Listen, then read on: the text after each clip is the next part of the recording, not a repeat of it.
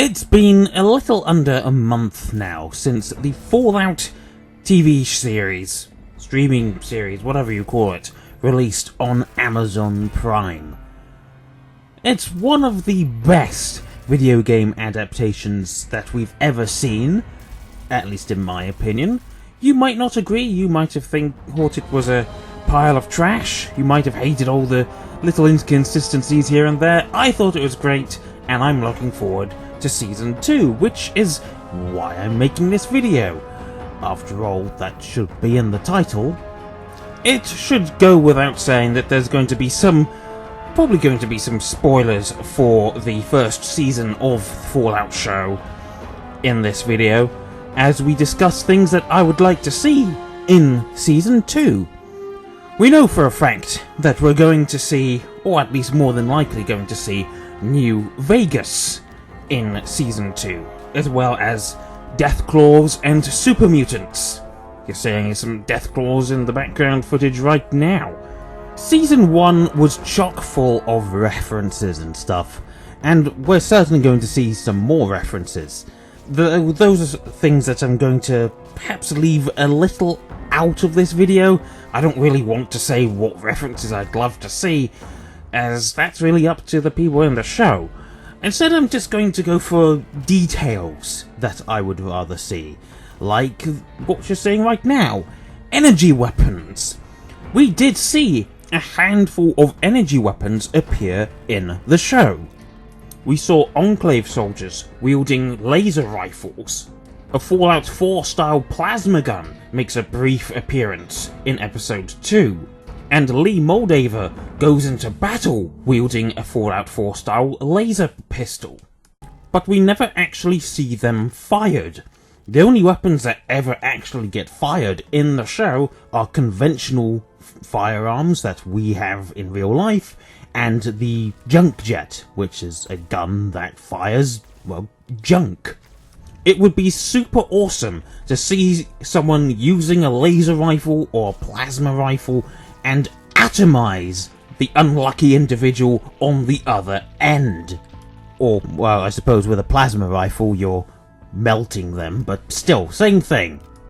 Almost everything in the Fallout show had an aesthetic, and that aesthetic was mostly borrowed from the game Fallout 4 and its sequel 76. You see Fallout 4 style things everywhere, like the laser gun and the plasma gun, the junk jet. The interior of the vaults are based off of what you see in Fallout 4. It's all very Fallout 4, with a few minor exceptions. Like, occasionally the 10mm pistol that you see characters using is based off of the design that you see in Fallout 1. Now don't get me wrong, it's not a bad thing that most of the things in the series have the same sort of designs that you would see in Fallout 4, but I kind of want to see more of the older designs, not just from Fallout 1 and 2, but also from 3 and New Vegas. I want to see one of those R91 assault rifles that you find in Fallout 3. I want to see an AEP-7 laser pistol that you see in 3 and New Vegas, a Watts 2000 sniper laser rifle from Fallout 1, an older Mr. Handy, an older Protectron. Those sorts of things would really go into the character and not the character of the show and not completely dismiss them. Some of the most iconic weapon, armor, item designs come from the older titles, and it would be criminal to just ignore them. Like the multiplayer's rifle that you're seeing me use right now. What a gun! What a weapon! And yet, we don't really get this unique version of the plasma rifle. Instead, you just get a generic base in Fallout 4 and Fallout 76 that you can turn into a sort of multiplayers, but it's not the same thing. Okay, I'm breaking my own rules here. I am going to include a reference I want to see, but if the main characters in the show ever get their hands on a car, you need this playing in the background. the Highwayman theme from Fallout 2. You just need it. Okay.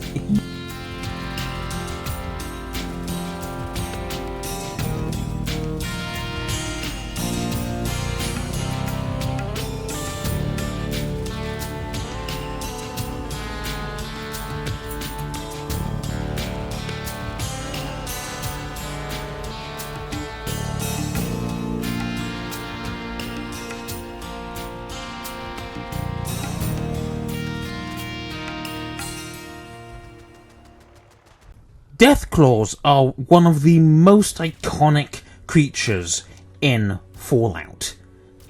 But did you know that in Fallout 2 there was a special kind of Deathclaw that was intelligent? And I don't mean just like Velociraptor intelligent, I mean like human level intelligent. There were intelligent Deathclaws in that game, and that's something I'd love to see. Especially a particular intelligent Deathclaw that went by the name of Goris. Yes, Goris was actually a companion you could get in Fallout 2, who was quite intelligent, one of the most intelligent of the intelligent Deathclaws. That's a lot of saying the word intelligent. He was, I suppose, the Deathclaw equivalent of a bookworm. But I think he wasn't quite as powerful, as strong as a typical Deathclaw. Now, we don't know how long Deathclaws live for, but if they live for quite a long time, there is quite the possibility that Goris could still be alive, and if he's not, well, who knows? Maybe he had offspring.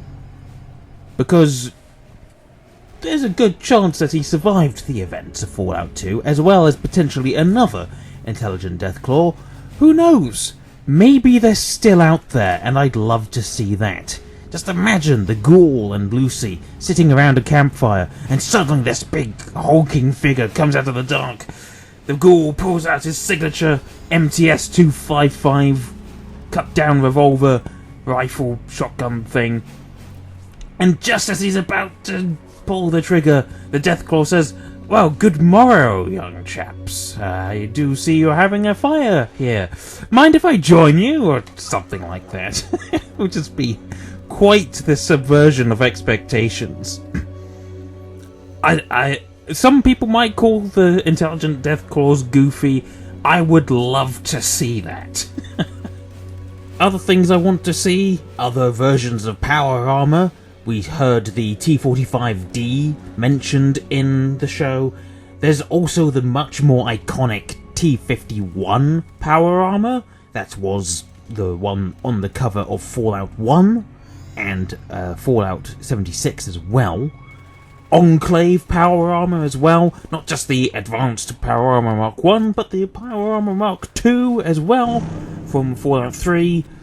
That would just be good stuff to see. And since we're going back to the Mojave Wasteland, it would be a really nice thing to see if we went back to Good Springs and saw the Prospector Saloon, or as it's known in real life, the Pioneer Saloon. To actually go and film in Good Springs would be quite... just imagine that. The starting location of Fallout New Vegas. But of course, real life. I mean, there is a real life Good Springs, so what am I saying?